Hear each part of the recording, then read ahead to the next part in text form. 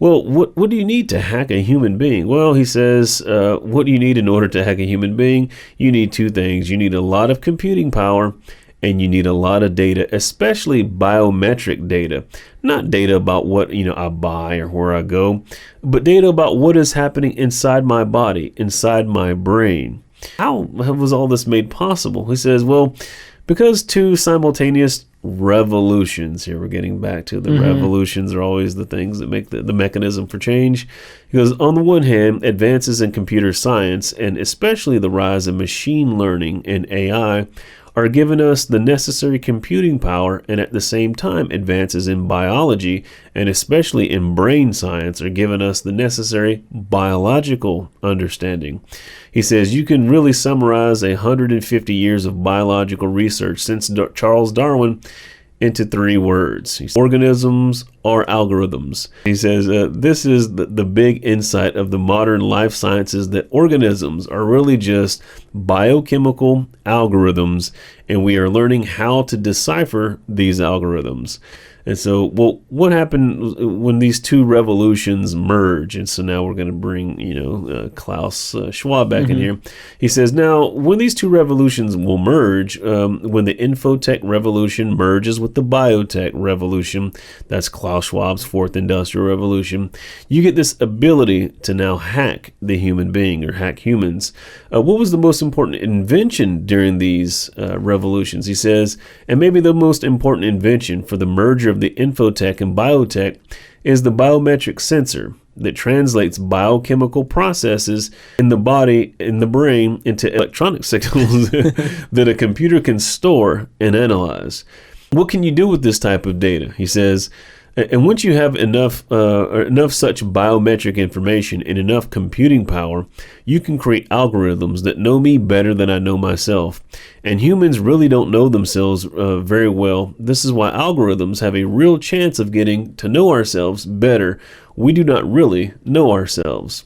Well, what's next then? Well, he says, once we have algorithms that can understand me better than I can understand myself, they could predict my desires, manipulate my emotions, and make decisions on my behalf. Are there any risks? He says, if we're not careful, the outcome might be the rise of digital dictatorships. Oh, wow. Well, what does all that mean? Well, he says, in the 21st century, new technological revolutions, especially AI and machine learning, might swing the pendulum in the opposite direction that might make centralized data processing far more efficient than distributing data processing. And so, well, if that happens, what happens if democracies can't keep up? As if democracies matter.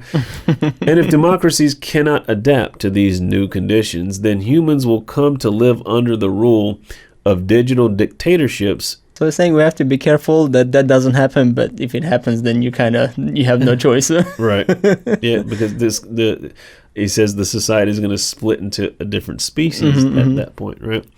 And so, well, where are these digital dictatorships that you're talking about? He says, we are seeing the formation of more and more sophisticated surveillance regimes throughout the world, not just by authoritarian regimes, but by democratic governments. The United States, for example, is building a global surveillance system, while my home country of Israel is trying to build a total surveillance regime in the West Bank.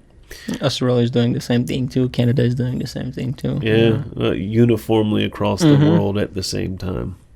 Coincidence? No. Oh, yeah, of course. So, besides a digital dictatorship, is there anything else that's more radical ahead? He says, but control of data may enable human elites to do something even more radical than to build a digital dictatorship by hacking organisms. And so we ask the question, well, what might they do? Please tell us. He says, elites might gain the power to re-engineer the future of life itself, because once you can hack something, you can usually also engineer it. And if indeed we succeed in hacking and engineering life, this will be not just the greatest revolution in the history of humanity. This will be the greatest revolution in biology since the very beginning of life 4 billion years ago. And so he says, if that happens, well, what's next? Well, science is replacing evolution by natural selection with evolution by intelligent design, not the intelligent design of some god above the clouds, but our intelligent design and the intelligent design of our clouds, like the IBM cloud, the Microsoft cloud. These are the new driving forces of evolution. Now, these are blasphemous statements, but we'll continue. We'll keep that for God, King, Father, Friend. Yeah, we will. Right. So he continues. May enable life after being confined for 4 billion years to the limited realm of organic compounds, since may enable life to break out of this into inorganic compounds. So after 4 billion years of organic life shaped by natural selection, we are entering into an inorganic life shaped by intelligent design.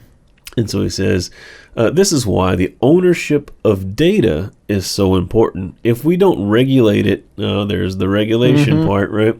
A tiny elite may come to control not just the future of human societies, but shape of life forms in the future. And so, well, who's going to own this data? He says, so does the data about my DNA, my brain, my body, my life, does it belong to me or to some corporation or to the government or perhaps to the human collective? And so who's holding the data? At present, big corporations are holding much of the data and people are becoming worried about it.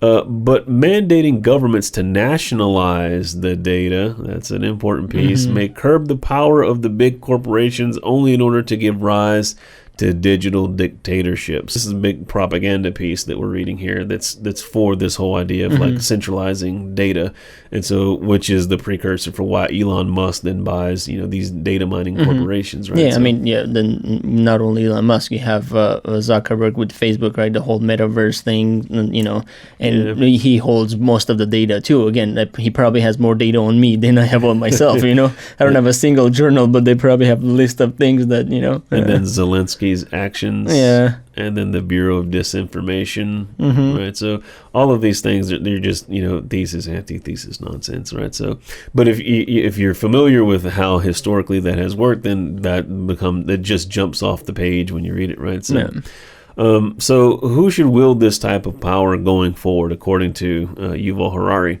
Well, speaking about politicians, he says, I don't think that we should give these musicians most sophisticated instruments to play on, and I certainly don't think that they are ready to be entrusted with the future of life in the universe, especially as many politicians and governments seem incapable of producing meaningful visions of the future.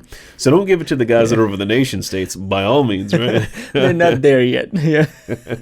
Right. Too lower level for him. Yeah. Right. And so who can produce a meaningful vision of the future that we can entrust the future of life with, right? So that question itself is a ridiculous question. Nobody's asking you to figure this out. The life is not entrusted into these people, or all of a sudden he already put himself as the authority to figure out who am I going to trust as an expert, right? Right. Yeah. So only in a God, King, Father, for instance, only the author of life has that ability to make those decisions.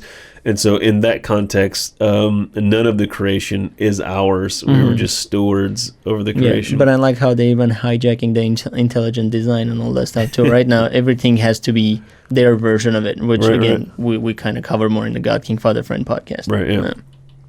And so he says, we had better call up, and listen to this, we had better call upon our scientists. This is the technocracy, the corporate technocracy, where you get the specialized scientists, the intellectual elite. As you put it, that's if Fauci was the president, right? Yeah. Right. And so we had better call upon our scientists, the philosophers, our lawyers, and even our poets, or especially our poets, to turn their attention to this big question of how do you regulate the ownership of data. The future, not just of humanity, but the future of life itself may depend upon the answer to this question. In other words, his fancy speech is simply the turning of the middle class into the peasant class 2.0, or turning us into katakunim, or the domesticated cattle. And so we have a reduction of the population, the ability to control the population entirely, rearrange and alter life itself to fit within this new system.